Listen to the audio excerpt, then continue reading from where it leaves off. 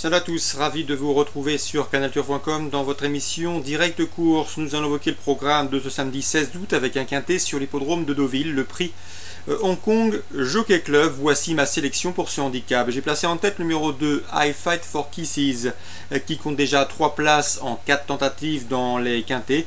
Je le pense capable ici de fournir le lauréat de cette course et de remporter son premier événement. Je déposerai le numéro 1, Wang Ho, qui malgré son top weight me semble compétitif, un cheval dur à l'effort, qui ne sera pas dérangé par le terrain souple, pas plus que par la ligne droite. Il se plaît sur les parcours rectilignes.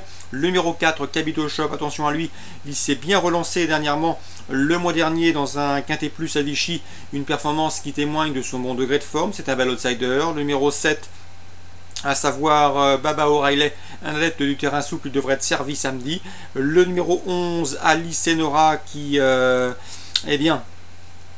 compte déjà des bonnes performances dans les handicaps, une 3e place et une 2e place à Saint-Cloud en pareille société, de quoi lui valoir de logique supporter. Le numéro 12 dans cette compétition, c'est Cantabrico, qui avait bien fait et plutôt bien fini dans un quintet le mois dernier, ce qui lui confère également une chance, jugée sur cette performance. Ensuite, je retiendrai pour les places et pour des belles cotes le numéro 6, Royal Prise, somme toute assez régulier, et le numéro 14, Aldabra, qui me semble également en mesure de bien faire. Sachez qu'elle affronte toutefois ses aînés pour la première fois de sa carrière. C'est une pouliche de 3 ans.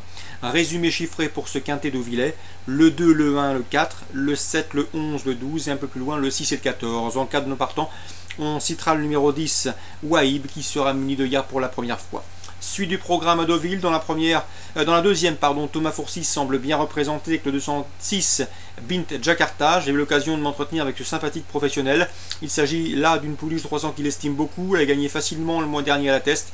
Elle débute ici sur la côte normande avec de très solides prétentions. L'opposition principale, pourquoi pas le 202 Atloul, qui compte 2 places de 2e en autant de sorties publiques. 206, 202.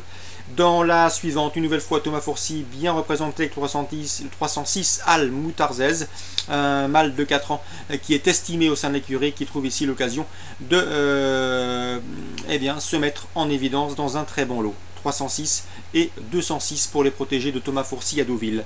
Dans le prix de la Pomone, le groupe 2 du jour, le temps fort de cette réunion de Villez, je ferai en confiance en priorité au pouliche de 3 ans, le 709 Savane, qui s'est classé 2e du prix Malray, un groupe 2 disputé fin juin. Attention également au 708 Chamkala, qui avait remporté le prix Cléopâtre, un groupe 3, avant de se classer 4e honorablement du prix de Diane. Ces 2 pouliches de 3 ans semblent en mesure de se tailler la part de Lyon. Pornichet, Réunion 2. Dans la deuxième, je vous conseille le 204, un grand môle, qui compte certes 2 disqualifications en autant de sorties et autres montées, mais c'est un cheval qui trouve ici un lot à sa portée, des adversaires à sa mesure, l'occasion pour lui de se mettre en évidence, d'autant qu'il a déjà marché une 15 et fraction sur ce tracé, ça doit suffire. Le 409 As Blue est estimé au sein de l'écurie de Michel Dognaud. Le cheval trouve ici des bonnes conditions de course, une opposition dans ses cordes. Logiquement, sa place est sur le podium, le 409 As Blue. Je lui poserai le 408, à savoir Albanien, qui vaut beaucoup mieux que ne l'indiquent ses derniers classements bruts. Patrick Martin en fait un cheval d'avenir, 409-408. Le 510 Virtual Effort brigue une 3e victoire consécutive. Il en a priori les moyens si on en juge par ses 2 derniers succès. Le 708 Taros de Boiron s'élance avec la confiance d'Eddie Planchelot. C'est une jument en pleine forme actuellement. La dernière fois, elle a été contrainte de négocier le dernier virage en épaisseur avec Eric Raffin, ce qui ne l'a pas empêché de bien soutenir son effort pour se classer 3e. Elle est restée au mieux.